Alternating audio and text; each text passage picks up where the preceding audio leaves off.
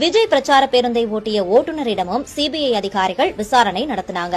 அப்போது கூட்டத்துக்குள் பேருந்தை விஜய்தான் ஓட்ட சொன்னாரா என்பது உள்ளிட்ட கேள்விகளை அதிகாரிகள் கேட்டபோது ஓட்டுநர் ரொம்பவே தடுமாறிக் கொண்டிருந்தாராம். சில நேரங்களில் என்ன பதில் சொல்வது என தெரியாமல் தவித்துக் கொண்டிருந்தார்.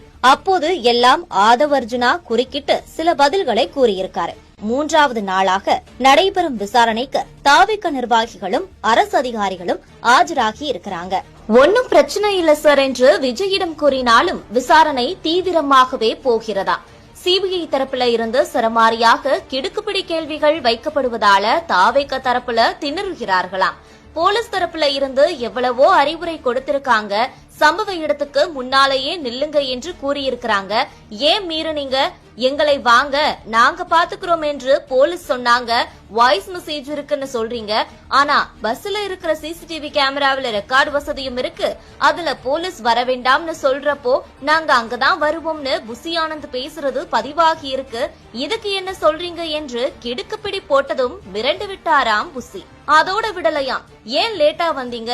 கூட்டம் சேரட்டும்னு வெயிட் பண்ணீங்களா என்று கேட்டார்களாம் சிபிஐ அதிகாரிகள். உச்சகட்டமா ஒரு கேள்வியை கேட்டவுடன் ஆடிப்போனாராம் ஆதவ். கரூர்ல 41 பேர் பலியானாங்க. விஜய் ஸ்பாட்டுக்கே போகல. ஆனா உயிரிழந்தவர்களின் குடும்பத்தினர் உறவினர்களோட வீடியோ கால்ல பேசியிருக்காரு. இது சாட்சியை கலைக்கிற வேலை இல்லையா என்றார்களா? பதில் சொல்ல முடியாம திணறியதாம் தாவிக தரப்பு.